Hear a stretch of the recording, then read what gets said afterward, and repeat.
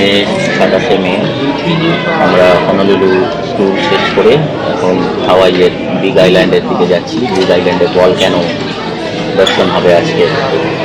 সেখানে volcano national পার্কের ভিতরে ফরেস্ট রেস্ট হাউস আর কি, national park rest house, volcano house hotel বলে, সেখানে আজকে আমরা থাকবো। জীবন্ত আগ্নেয়গিরি, তাও আবার বেশ কাছ থেকে।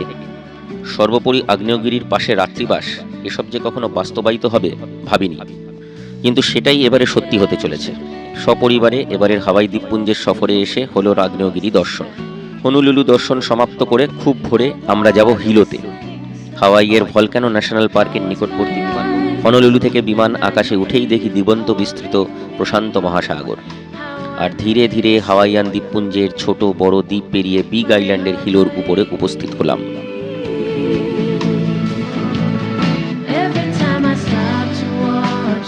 হিলো আসার আগেই প্লেনের থেকে দেখতে পেলাম এখানকার সর্বোচ্চ দুই ঘুমন্ত আগ্নেয়গিরি পর্বত, মাউনা কিয়া ও মাউনা লোয়া। 13,803 ফুট উচ্চ এই মাউনা কিয়া আগ্নেয়গিরি হল হাওয়াই স্টেটের সর্বোচ্চ শৃঙ্গ। এর বেশিরভাগ অংশ সাগরের নিচে অবস্থিত। সমুদ্রতল থেকে শৃঙ্গ হল পৃথিবীর সর্বোচ্চ প্রায় 33,000 ফুট, যা কিনা মাউন্ট এভারেস্টের থেকেও বেশি। মাউনা লোয়া হল এরই প্রতিবেশী বৃহৎভাবে বিস্তৃত আগ্নেয় শৃঙ্গ, যা হাওয়াইয়ের 5টি আগ্নেয়গিরির মধ্যে একটি এবং পৃথিবীর সর্ববৃহৎ আগ্নেয়গিরি হিসেবে পরিচিত। বিগত 7 লক্ষ বছর ধরে এটি উদ্গীরণ করে চলেছে এবং প্রায় 4 লক্ষ বছর আগে সমুদ্রপৃষ্ঠের উপরে এটি উত্থিত হয়।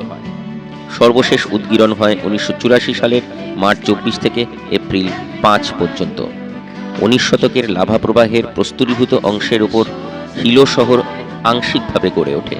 ছোট্ট সাজানো গোছানো হিলো এয়ারপোর্টের সহজ সরল বন্দোবস্ত ও স্থাপত্য আমাদের মুগ্ধ করল।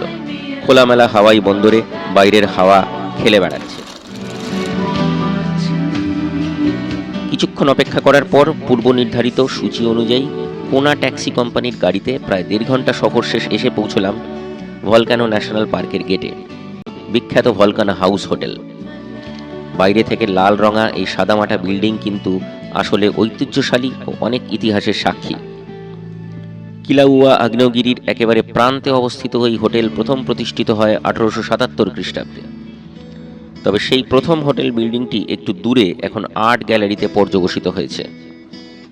প্রাচীন হাওয়াইয়ানরা আগ্নেয়গিরিকে অত্যন্ত পবিত্র স্থান হিসেবে গণ্য করতেন, যেখানে ওনারা ফায়ার গড বা আগুন দেবতা পেলের উদ্দেশ্যে নৈবেদ্য নিবেদন করতেন। সেই আমলে কিছু উদ্যমী হাওয়াইয়ান একটি ছোট কুটির স্থাপন করেছিলেন, যা এখানে ভ্রমণে আসা দর্শকদের সাথে সাথে অনুসন্ধানকারীদেরও প্রয়োজন মেটায়। 1840 সালে মাউনা লোয়া যাওয়ার পথে চার্লস উইলকিস এই অঞ্চলে অভিযান চালান ও 1846-এ বেঞ্জামিন পিটম্যান কিলাউয়া ক্রেটারে একটি আদিম পর্যটকাবাস নির্মাণ করেন, যা ভলক্যানো হাউস নামে ডাকা হতো। ফ্র্যাঙ্কলিন রুজভেল্ট থেকে শুরু করে লুই পাস্তুর, চার্লস ডিকেন্স অনেকেই এই ভলক্যানো হাউসে থেকে গেছে। অনেক বিখ্যাত লোকের সমাগম হয়েছে এখানে। শুনেছি মার্ক টোয়েন নাকি এখানে এসেছিল এক সময়। চেক ইন করেই বাইরে বেরিয়ে পড়লাম আমরা। এই পার্কের অর্ধেকেরও বেশি অংশ ক্যাম্পিং ও হাইকিং এর জন্য প্রসিদ্ধ।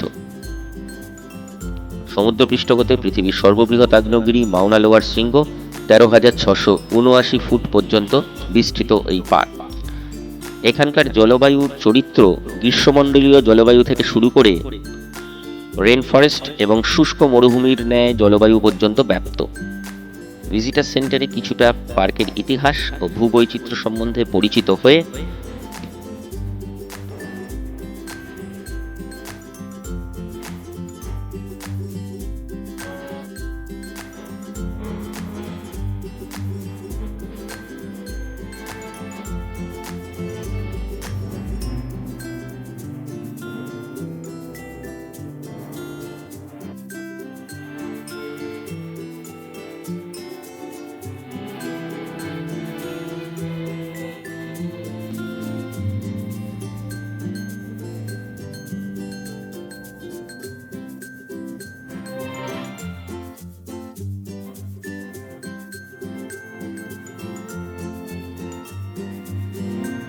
সালফার ট্রেল ধরে হাঁটা লাগালাম আমরা।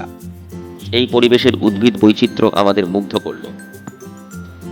চারিদিকে চরম নিঃশব্দতা। ভলকানো হাউসের পেছনের দিকে এসে দেখলাম বিশাল কিলাউয়া আগ্নেয়গিরির জ্বালামুখ দৃশ্যমান। ক্ষণে ক্ষণে ধোঁয়া বেরোচ্ছে মাটি থেকে। দারুণ পরিবেশ। অন্যান্য পর্যটকরা ছবি তুলতে ব্যস্ত। আরেকটু হেঁটে এসে সালফার ট্রেলের মূল পথ ধরলাম। এক জায়গায় দেখি লাভায় ভস্মীভূত গাছের পাতা, খানিক নিচে, খানিক বেশ কিছুটা উপর পর্যন্ত। আশ্চর্য হয়ে যাই এটা দেখে যে কি করে এই লাভাভূমিতে বিভিন্ন প্রজাতির গাছ, যেমন স্থানীয় বনৌষধি, মাথা তুলে দাঁড়িয়ে আছে।